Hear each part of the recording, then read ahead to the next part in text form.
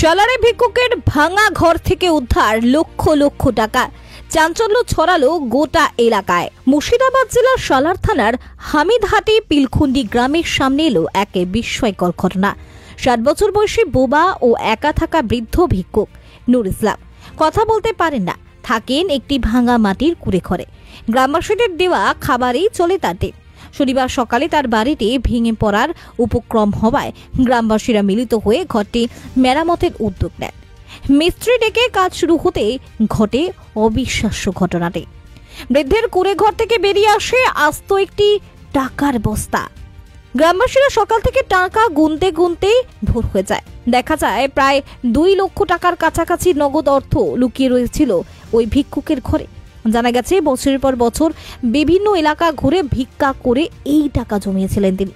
একাকী থাকা পরিবারের কেউ নেই, তবু নিজের কষ্টার্জিত পয়সা লুকিয়ে রেখেছিলেন ভাঙা বাড়ির ভিতরে। গ্রামবাসীরা জানান, এই টাকাতেই আমরা নূর ইসলামের জন্য সুন্দর একটি নতুন বাড়ি তৈরি করে দেব। ঘটনাটি জানাজানি হতেই টাকা দেখতে ভিড় জমে চারিদিক থেকে। পুরো হামিদহাটি পিলখুন্ডি এলাকায় এখন একটাই আলোচনা, ভিক্ষুকের ঘর থেকে লক্ষ টাকার রহস্য। এটা জানতে পারার কোনো উদ্দেশ্যই নাই। আমরা জানতাম করতাম এই ভাইকে দেখাশোনা করে রাত্রে আমাদের ওইদিকে আস্তানার ওইখানে থাকেন উনি। ওই দিক দিয়ে এসে দুপুরবেলায় খাওয়া দাওয়া আমার কাছে করেন।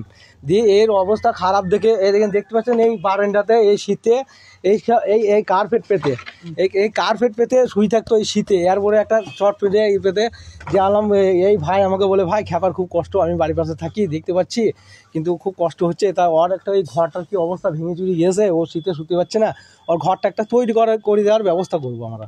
তা সেই ভাই আমাকে বলে দিয়ে আমার আবার 2টো মুনিশ করি 3 গেলা 8 গেলা সব তুড়ি উড়ি দিলাম। তারপর ঘরের ভিতরে মালগালা সব মাটি চাপা হয়ে পড়েছিল, বুঝতে পারছেন। যে সেই মাটি চাপা এই মুনিশ আমরা সব উদ্ধার করে দেখতে মাটিগুলো সরিয়ে আর করে দেখছি সেই বস্তা 100টার উপরে গিঁট মারা সেই বস্তা বেরোচ্ছে। খালি সেই বস্তাগুলো এক সাইডে রাখলাম, এক সাইডে রেখে তারপরে হাঁড়ি পতিলাগুলো বের করে দেখছি সেই হাঁড়ি পতিলায় 2 টাকা 1 টাকা কয়েন, আবার 5 টাকা কয়েন 10 টাকা কয়েন সেই হাঁড়ির ভিতরে ভরা। সেইগুলো সব এক সাইডে সব রেখে দিলাম। রেখে দেওয়ার পর এক একে সব জিনিসপত্রগুলো বাইর করে একগুলো সব রেখে দিই। আমাদের মেন উদ্দেশ্য ছিল ও থাকতে পারছে না শীতে, একটা ঘর করে দেওয়ার উদ্দেশ্য। সেই করে ওই ঘরটা কোনোরকম দরজা ফরজা খুলে বের করলাম, বের করে এক সাইডে রেখে তখন বস্তাগুলো খুলছে, দেখছে ওই 10 টাকা নোট, 20 টাকা নোট, 50 টাকা নোট, 100 টাকা নোট এইসব বের হচ্ছে। সেগুলো বেরোছে, গ্রামবাসী সকলে এলো, এসে সেই বস্তাগুলোকে লিগে ওইখানে একটা তিরপল পেতে ঢেলে ওইখানে গুনছে। এবার ক টাকা হবে ওনারা জানেন। তা আমাদের উদ্দেশ্য ছিল যে কষ্ট পাচ্ছে খ্যাপা মানুষ, বোবা মানুষ, কেউ দেখা নাই ওর, কোনো সাথী নাই, কেউ নেই ওর। সেই জন্য আমাদের দুজনের উদ্দেশ্য কি, ওকে একটা চায়না পাঁচিলের ঘর করে দিয়ে কোনো রকম মাথা গুঁজে যেন শীত বর্ষাতে যেন থাকতে পায়, সেই উদ্দেশ্যে আমাদের এটা করার চেষ্টা। আপনারা কি জানতেন যে টাকা জমি?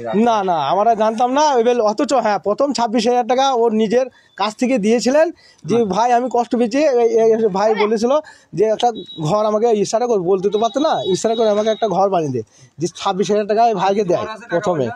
সেই 26,000 টাকা দিয়ে ওই 26,000 টাকা নিয়ে আমরা এই উদ্যোগটা নিয়ে চালু করেছিল এই ভাইকে দিয়ে সেই জন্য আমরা চেষ্টা করি। দিয়ে ঘর ভাঙতে গিয়ে দেখছি এই হাঁড়ি পতিলা হ্যান ত্যান, আবার নতুন কাপড়, প্রচুর নতুন কাপড়, লুঙ্গি গেঞ্জি ও পরতেই পারেনি, সব ভরাই আছে। কিছু লুঙ্গি এদিকে সব ভরা আছে, ও একাই।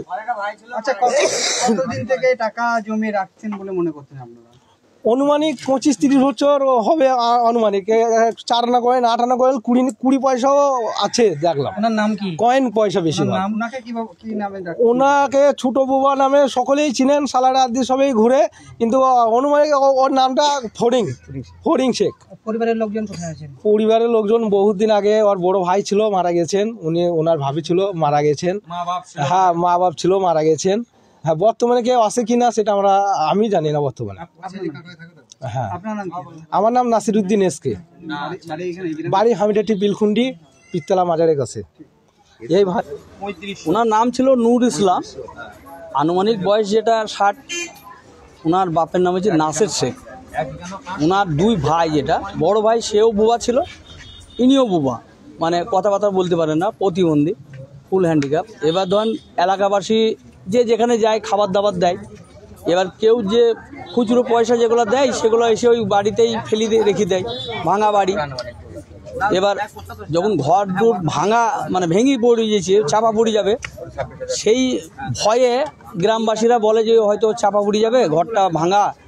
ওই দেখতে গিয়েই তখন দেখে যে ওসব খুচরো পয়সা ওই বস্তা বা হয়তো ওই ক্যারি ব্যাগে কোনো জায়গায় হয়তো নোট সেইভাবে গচ্ছিত করে মানে এক এক কোনায় রেখেছে। টাকা সম্বন্ধে ধারণা নাই, তাই টাকাটা ওনার কাছে কোনো প্রায়োরিটি নেই। খাবার দাবার যা দিত সেটাই ওনার কাছে।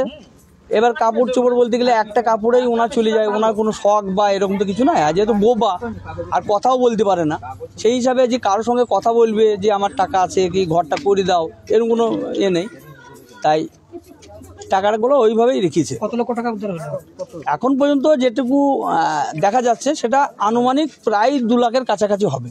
মানে খুচরো, সবই তো খুচরো পয়সা, বুঝতে পারছেন, সব খুচরো, সেই 5 টাকা 2 টাকা, কেউ হয়তো 10 টাকা পর্যন্ত নোট দিয়েছে।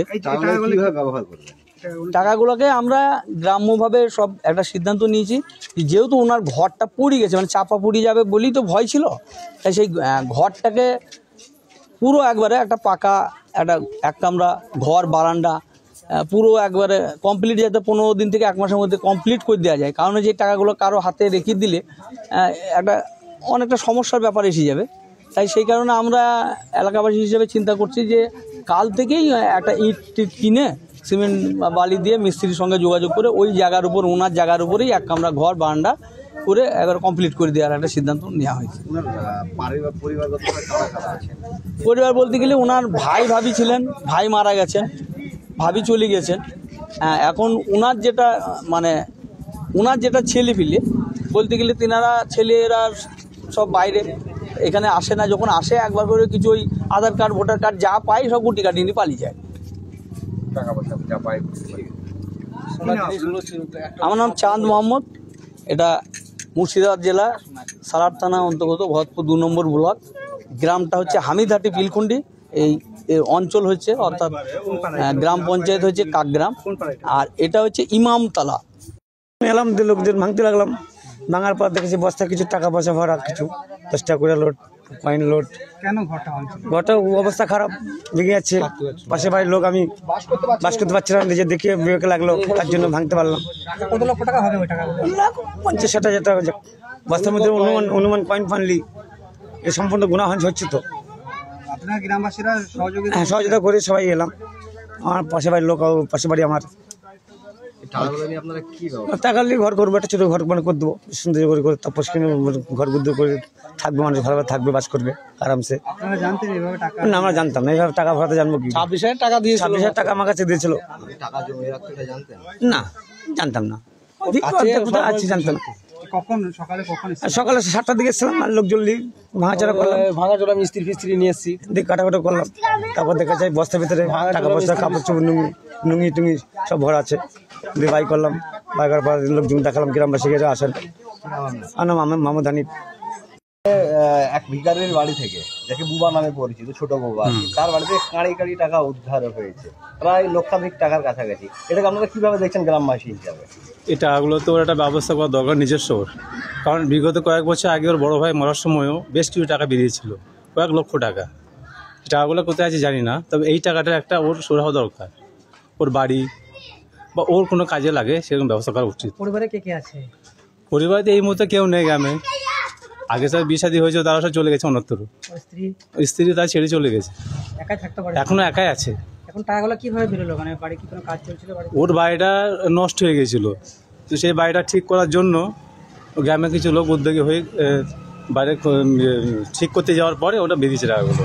এর আগে তো আপনারা জানতেন টাকা সঞ্চয় করে রাখতে? হ্যাঁ, অনেকেই জানে টাকা থাকে ওর কাছে, অনেকেই জানে, কিন্তু এত টাকা আছে সেটা কেউ জানে না।